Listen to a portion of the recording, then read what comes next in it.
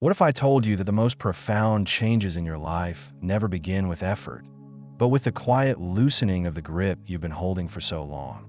Not a letting go that feels like defeat, but a softening so subtle you might not even notice it at first.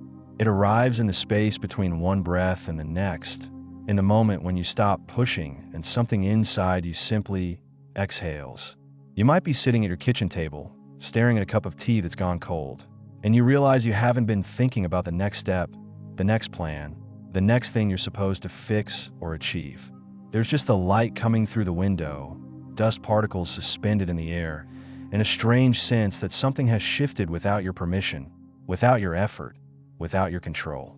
This isn't about giving up. It's not about collapse or resignation. It's about the moment when your hands, which have been clenched around the steering wheel of your life, begin to relax, and you discover that the vehicle was never entirely yours to direct in the first place. There's a current beneath everything, a movement that was always there, waiting for you to stop fighting it long enough to feel it. And when you do, when control finally loosens its hold, meaning begins to seep in through the cracks like water finding its way through stone, patient and inevitable. You felt this before, even if you didn't name it. Maybe it was after a long period of striving, when you were so tired that you simply stopped trying to make something happen, and then, inexplicably, it happened on its own. Or perhaps it was in a moment of grief, when you were too exhausted to maintain the facade, and someone saw you, really saw you for the first time in years. These moments are not accidents. They are not random occurrences in an otherwise mechanical universe.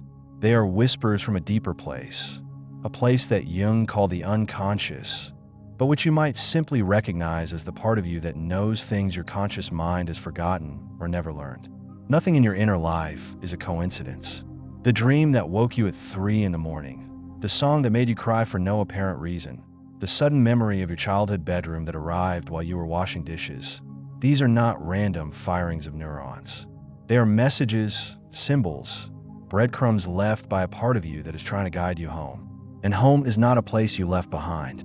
It's a state of being you've been moving away from with every act of control, every attempt to force life into a shape that makes sense to your frightened, planning mind. When control loosens, when your grip on how things should be begins to soften, you create space for meaning to emerge. And meaning is not something you construct or achieve. It's something you recognize, something that was always there, waiting beneath the noise of your efforts and strategies. It's the feeling you get when something clicks into place, not because you made it happen, but because you finally stopped preventing it. This recognition is quiet. It doesn't announce itself with fanfare. It arrives like dawn, gradually, almost imperceptibly, until suddenly you realize you can see. You might be experiencing this right now, even as you listen to these words. There might be a part of you that recognizes what I'm describing, not intellectually, but in your body, in the way your shoulders drop slightly, or in the way your breath deepens. This is not new information. This is remembering. This is the part of you that has been waiting, sometimes for years, for you to stop long enough to hear it. Carl Jung spent his life observing these inner processes, not as a scientist dissecting a specimen, but as a witness to the profound intelligence of the psyche. He understood that the unconscious is not a dumping ground for repressed desires or forgotten traumas, though it contains those too. It is a living, creative force, constantly generating symbols, dreams, and synchronicities, meaningful coincidences that reveal the hidden patterns connecting your inner world to the outer one. Jung noticed that when people stopped trying to control their lives through willpower alone, when they began to listen to the images and impulses arising from within, their lives began to reorganize around a deeper center, what he called the self. The self is not the ego, not the I that plans and worries and tries to maintain control. The self is the totality of who you are, the conscious and unconscious together, the personality you show the world and the depths you've never fully explored. And the self has its own intelligence, its own timing, its own way of guiding you toward wholeness. But you cannot force this process. You cannot control your way into meaning. You can only create the conditions for it to emerge, and those conditions begin with loosening your grip. Jung also spoke of the persona, the mask we wear in the world, the version of ourselves we present to meet social expectations and maintain a sense of safety. The persona is necessary. We all need some degree of adaptation to function in society. But when we identify completely with the persona, when we believe we are only the role we play, we lose touch with the deeper currents of meaning. We become performers in our own lives, always effortful, always maintaining the image, always controlling how we appear. And in that state, meaning cannot reach us, because meaning requires authenticity, vulnerability, the willingness to be seen as we truly are, not as we think we should be. In this exploration, I want to share with you several signs, several inner shifts that indicate this process is already underway in your life. These are not steps to follow or achievements to unlock. They are recognitions, moments of seeing what has always been true, but perhaps went unnoticed because you were too busy trying to control the outcome. As we move through each one, you might find yourself remembering specific moments from your own life, times when you felt this loosening, this opening, even if you didn't understand it then. Stay with those memories. Let them inform what you're hearing. And if something resonates, let it resonate without needing to do anything about it. This is not about adding more effort. This is about recognizing what happens when effort finally steps aside. The first sign that control is loosening and meaning is beginning to replace effort is a growing sense of futility around your usual strategies. You've been trying to make something happen, perhaps for months or even years.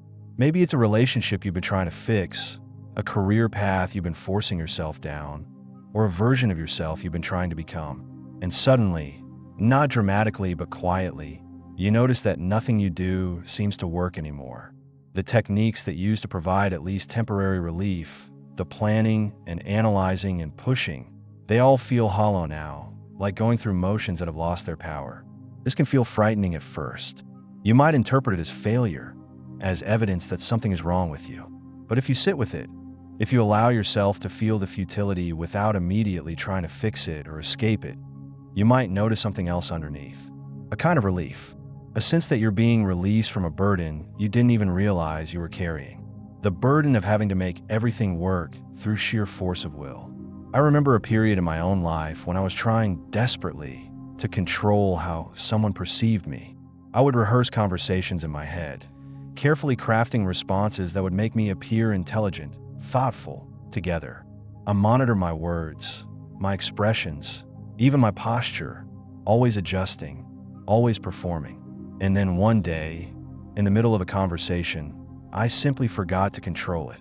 Something they said caught me off guard, and I responded without thinking, without filtering. And what came out was messy and uncertain and completely honest. And instead of the rejection I feared, there was a moment of real connection, a recognition in their eyes that said, "Oh, there you are." That experience taught me something I couldn't have learned through effort. It taught me that connection, real connection, doesn't happen through control. It happens through presence, through the willingness to be seen in your uncertainty and imperfection. And that willingness only becomes possible when control loosens, when you're too tired or too honest or too forgetful to maintain a mask. When you notice this futility, this sense that your strategies aren't working anymore, your first impulse might be to try harder, to find new strategies, better techniques, more effective ways of controlling the outcome. But what if instead, you simply sat with the futility? What if you let yourself feel the exhaustion of trying, the disappointment of repeated failure, without immediately moving to fix it? In that space, in that pause, something else can emerge. Not a new strategy, but a different way of being.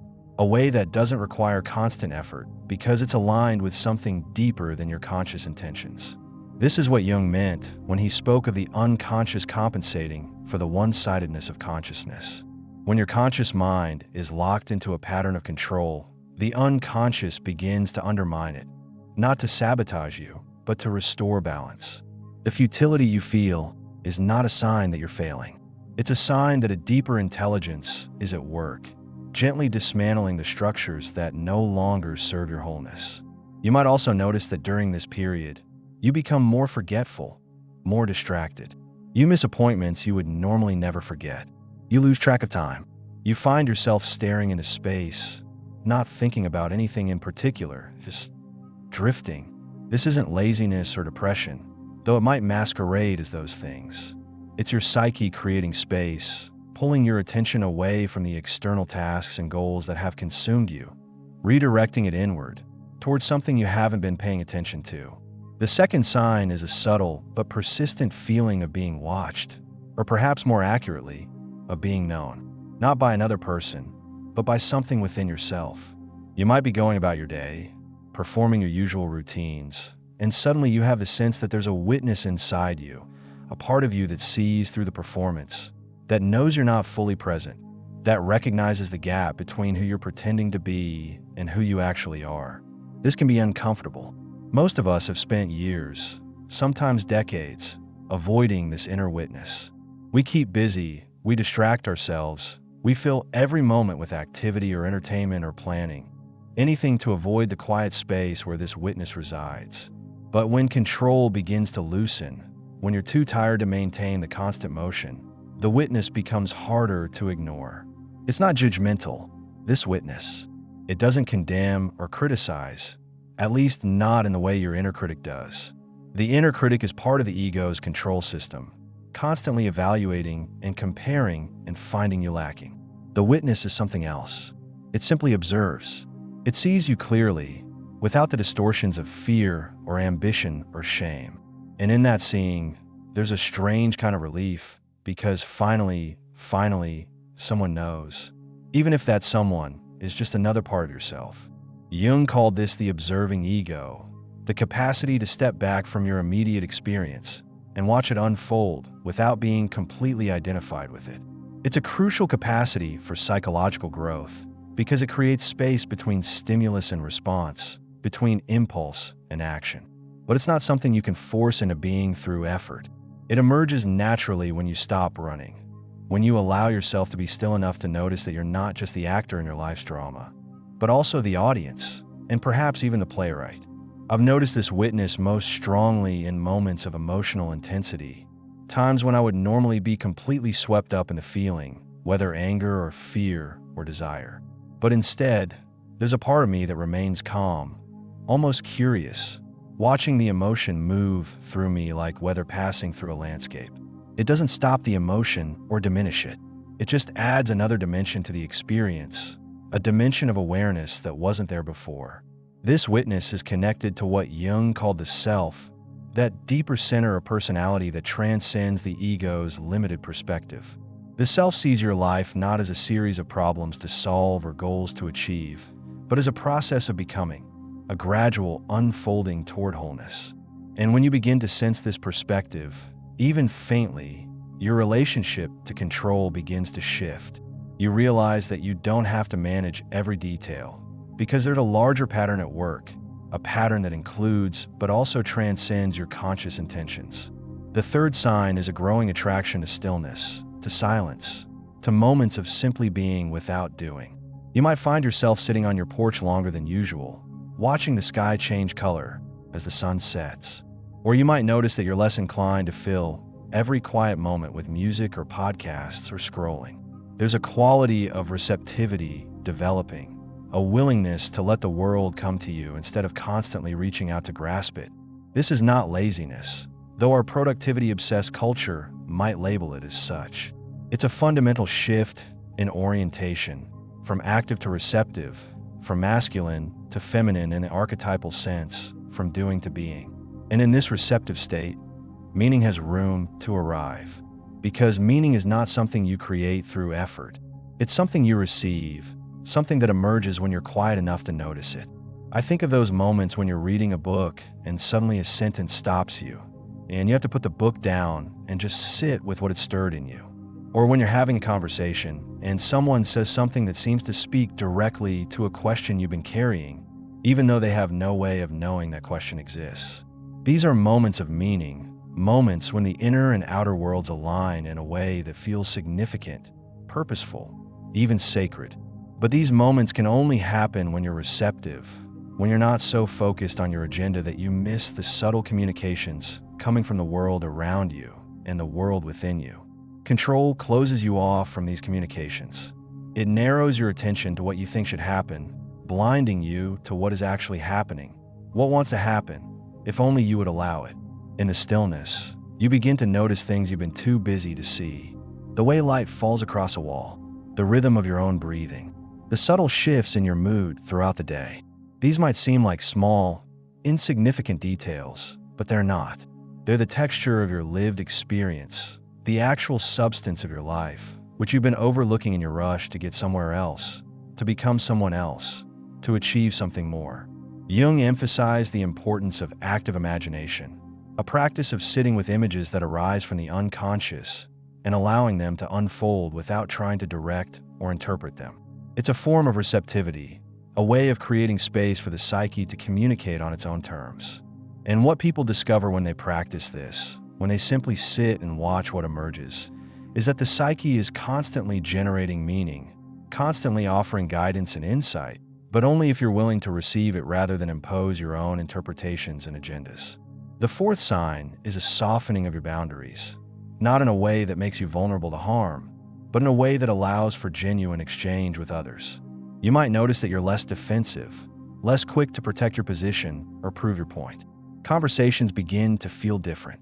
Instead of waiting for your turn to speak, you find yourself actually listening, hearing not just the words but the person behind them, the longing or fear or hope that animates what they're saying. This softening happens naturally when control loosens, because control is fundamentally about self-protection. When you're trying to control how others perceive you, you can't afford to be truly open.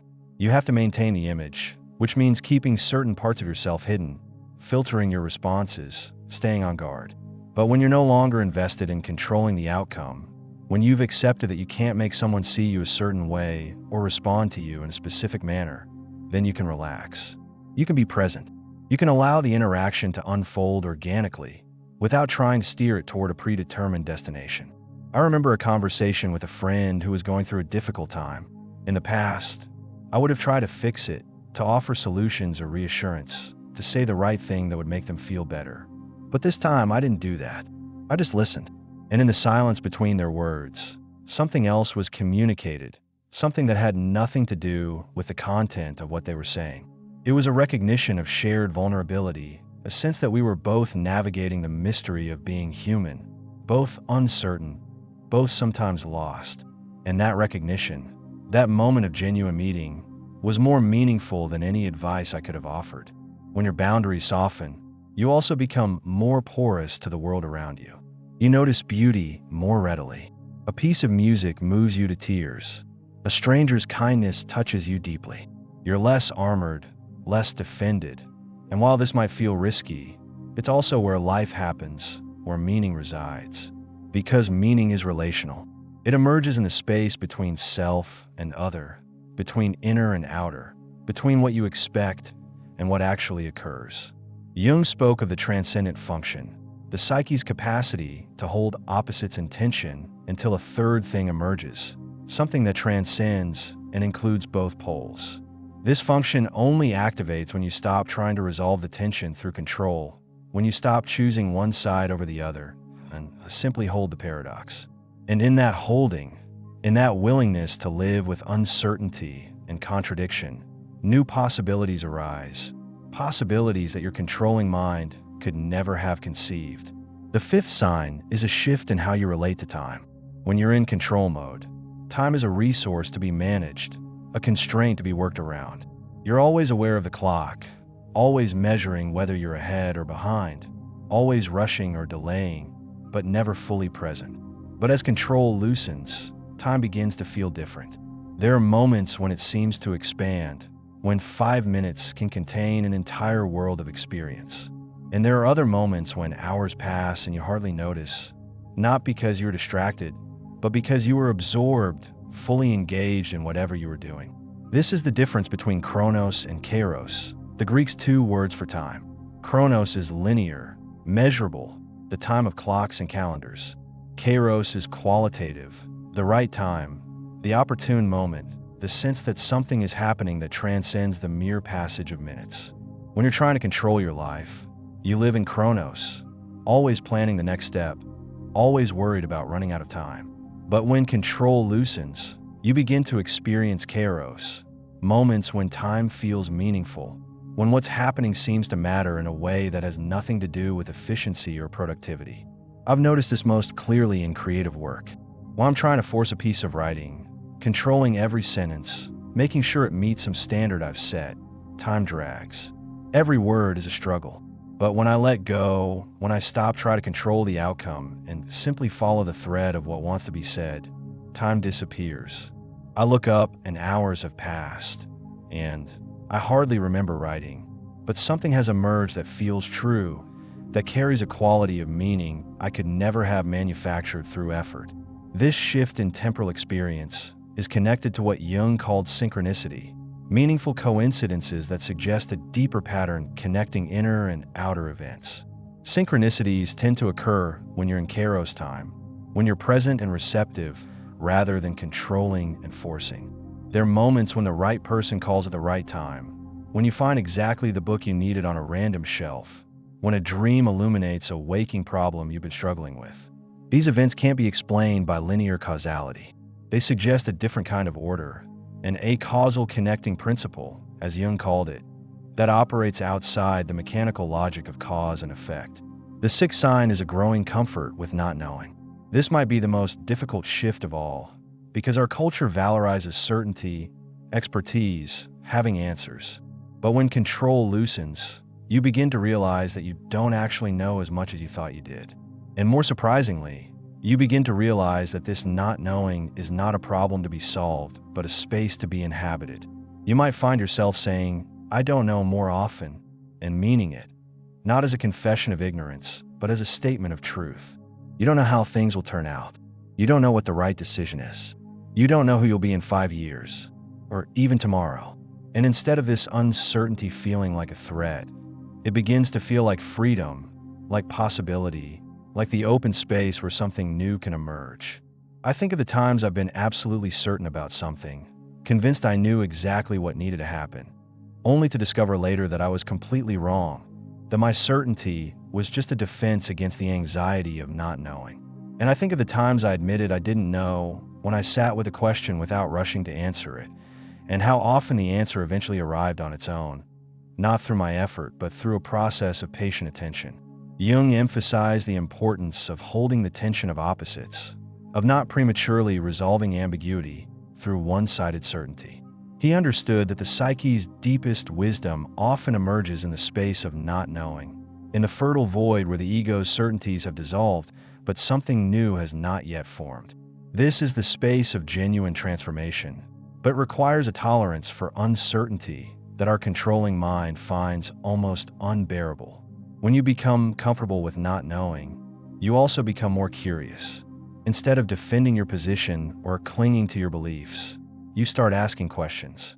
You become interested in perspectives different from your own, not to adopt them, but to understand them, to see what they might reveal about the larger pattern you're part of. This curiosity is a sign of vitality, of an alive engagement with life, rather than a defended withdrawal from it. The seventh sign is a quality of attention that shifts from narrow focus to diffuse awareness.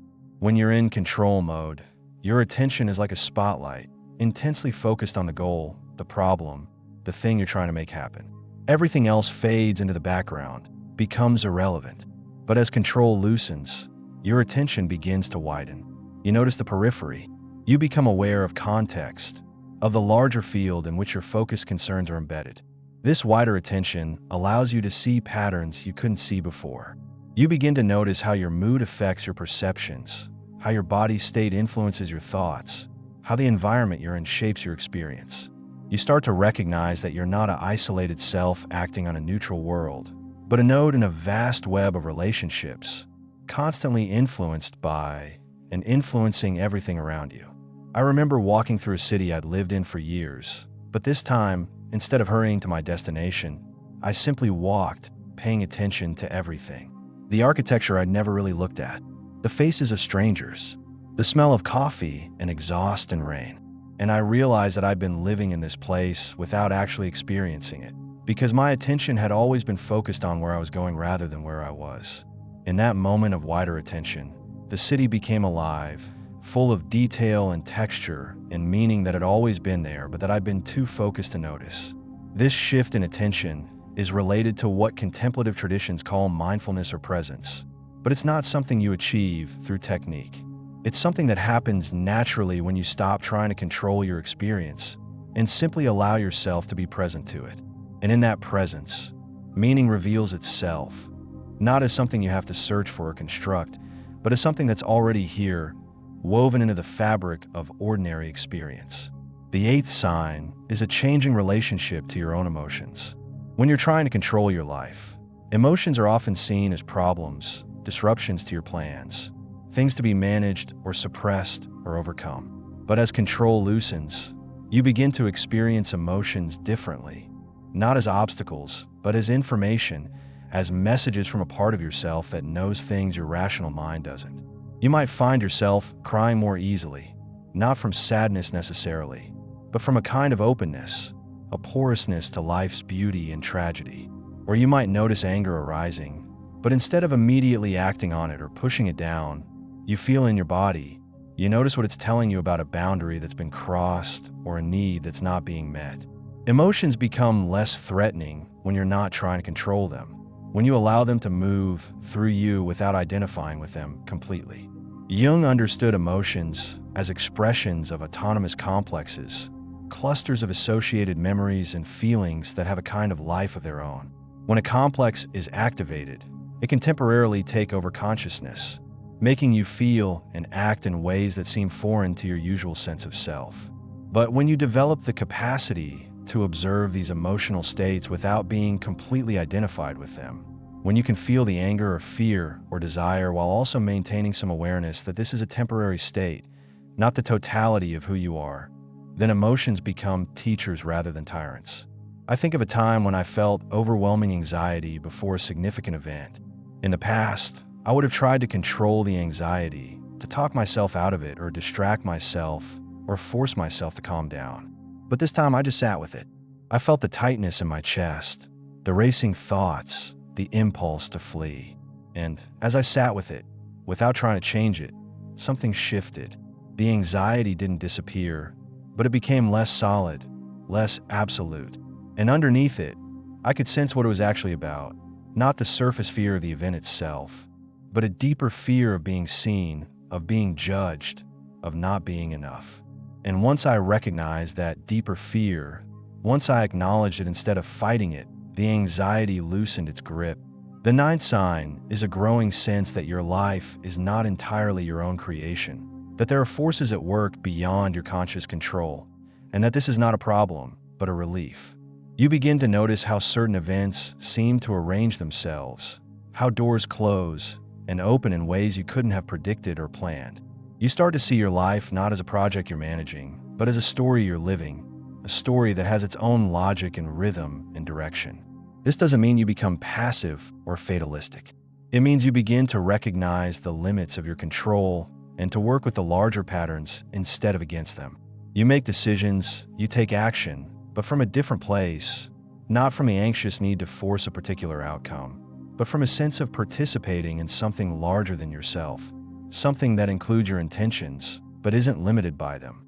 Jung called this individuation, the process of becoming who you truly are, not through willful self-creation, but through a gradual alignment with the self, that deeper center that knows your unique path. Individuation isn't something you do. It's something that happens through you. When you stop interfering with the process, when you trust that the psyche has its own wisdom and its own timing. I've seen this in my own life. How the things I thought I wanted often turn out to be distractions from what I actually needed. How the disappointments and failures that seemed like setbacks were actually course corrections, redirecting me toward a path I couldn't have found through planning alone. It's only in retrospect that these patterns become visible, that you can see how the seemingly random events of your life were actually connected, part of a larger design that was guiding you even when you felt most lost. The 10th sign is a quality of peace that has nothing to do with external circumstances. You might still be facing challenges, uncertainties, difficulties, but underneath them, there's a quiet stability, a sense that regardless of what happens, something essential remains intact. This isn't the peace of having everything under control. It's the peace of accepting that you never had control in the first place, and that this is okay, that life can be trusted to unfold as it needs to. This peace is what Jung associated with the self, with the experience of being grounded in something that transcends the ego's fears and ambitions. It's not a permanent state. You still experience anxiety, frustration, doubt, but there's a place you can return to, a center that remains calm even when the surface is turbulent. And the more you touch this center, the more you recognize it as your true home, the place you've been seeking through all your efforts and strategies and attempts at control. I remember a period of profound uncertainty in my life, when nothing was clear and every path forward seemed blocked. And in the middle of that uncertainty, I woke up one morning and felt this inexplicable peace. Nothing had changed externally. The problems were still there, but internally, something had settled. It was as if a part of me had stopped fighting, had accepted that I didn't need to have the answers right now, that I could trust the process, even when I couldn't see where it was leading. And in that trust, there was peace, not the absence of difficulty, but the presence of something deeper than difficulty, something that could hold it all. These signs, these inner shifts, they're not separate phenomena. They're all expressions of the same underlying process, the gradual loosening of the ego's control and the emergence of a deeper center, a deeper intelligence that has always been there, but that couldn't be heard over the noise of your efforts and anxieties and plans. When control loosens, meaning doesn't arrive from outside. It wells up from within, from the place where you've always been connected to something larger than yourself, something that Jung called the collective unconscious, the shared depths of human experience that contain all the wisdom and all the patterns that have guided human life since the beginning. This process can't be forced. You can't control your way into letting go of control, but you can notice what's happening. You can recognize the signs. You can stop fighting the futility and start trusting the opening. You can sit with the not knowing instead of rushing to fill it with false certainties. You can allow your boundaries to soften, your attention to widen, your emotions to inform you rather than overwhelm you. And as you do this, as you allow control to loosen its grip, you might begin to notice that your life starts to feel more like your own, not because you're directing it more forcefully, but because you're finally allowing yourself to live it, to be present to it, to receive it as it unfolds rather than constantly trying to reshape it into something more acceptable, more manageable, more controlled. Jung observed that most people come to therapy not because they want to change, but because they've tried to change and failed, and in that failure, they're finally ready to stop controlling and start listening. He saw that the psyche has its own healing intelligence, its own capacity for reorganization and growth, but that this intelligence can only work when the ego steps aside, when control loosens enough for the deeper patterns to emerge. This is why so many spiritual traditions emphasize surrender, not as defeat, but as a kind of active receptivity, a willingness to align with something greater than your individual will. It's why meditation practices focus on letting go of thoughts rather than controlling them, on watching the mind rather than directing it. It's why the mystics speak of a dark night of the soul, a period when all your usual strategies fail and you're left with nothing but the naked reality of your being, which turns out to be enough, which turns out to be everything. When control loosens, you discover that you don't have to hold your life together through constant effort, because there's something else holding it, something that was always there, beneath and around, and through all your striving. You discover that meaning isn't something you create through achievement or understanding, but something you recognize, something that reveals itself when you're quiet enough and open enough to notice it. This recognition changes everything, not dramatically, not all at once, but gradually, imperceptibly, like the way seasons change, each day almost identical to the one before, until suddenly you realize that winter has become spring, that something has transformed while you weren't looking, while you were simply living, simply being, simply allowing the process to unfold. If you're feeling this loosening in your own life, if you recognize any of these signs, I want to suggest something very simple. Don't try to accelerate the process. Don't turn this into another project, another thing to control or achieve. Just notice. Just pay attention. When you feel the futility of your strategies, sit with it. When you sense the inner witness, acknowledge it. When stillness calls to you, answer. When your boundaries soften, allow it. When time feels different, inhabit that difference. When you don't know, rest in the not knowing. When your attention widens, let it. When emotions arise, feel them. When you sense something larger at work, trust it. When peace arrives, receive it. You might also find it helpful to write, not to analyze or figure things out, but simply to record what you're noticing, to give language to the subtle shifts happening inside you. Writing can be a form of witnessing, a way of honoring the process without trying to control it. Or you might simply sit in silence for a few minutes each day, not meditating in any formal sense, just being present to yourself, to the space inside you where these shifts are occurring. The point is not to add more doing to your life, but to create small spaces of non-doing, small moments when you're not trying to accomplish anything, not trying to get anywhere, just being present to what is, to what's already here, to what's always been here, waiting for you to notice. As we come to the end of this exploration, I want to return to where we began, to that moment when control loosens and meaning seeps in through the cracks. This is not a one-time event. It's a process that unfolds over a lifetime, a gradual awakening to the reality that you're not the isolated, controlling self you thought you were, but something much larger, much more mysterious, much more connected to everything around you. Nothing in this process is random. The timing of your exhaustion, the specific ways your strategies fail, the particular forms your opening takes, all of it is meaningful. All of it is part of the pattern, the unique pattern of your individuation. You're becoming who you've always been beneath the layers of control and defense and performance. Jung believed that every person has a unique destiny, not in the sense of a predetermined fate, but in the sense of a potential wholeness that wants to be realized, a specific configuration of consciousness that only you can embody. And this destiny unfolds not through your efforts to become someone, but through your willingness to allow yourself to be revealed, to let the control loosen enough for your true nature to emerge. This is the great paradox of psychological and spiritual growth. You don't create yourself, you discover yourself. And that discovery only happens when you stop trying to control who you are and allow yourself to be surprised by who you're becoming. So if you've recognized yourself in any of what I've shared, if you've felt that loosening, that opening, that subtle shift from effort to meaning, trust it. You're not falling apart. You're coming together in a new way, a way that's more authentic, more whole, more aligned with the deeper currents of your life. And if this exploration has resonated with you, if it's helped you recognize something you've been experiencing but haven't had words for, I'd be grateful if you'd like the video, subscribe to the channel, and share your own experiences in the comments. Not because I need the engagement, but because these conversations matter, because when we share our inner experiences, we help each other see that we're not alone in this process, that the loosening of control and the emergence of meaning is not an individual struggle, but a collective awakening, a remembering of what it means to be fully human, fully alive, fully present to the mystery of existence. Thank you for listening, for staying with me through this slow unfolding. May you find the courage to loosen your grip, to trust the process, to allow meaning to replace effort in your life. It's already happening. You're already on the path.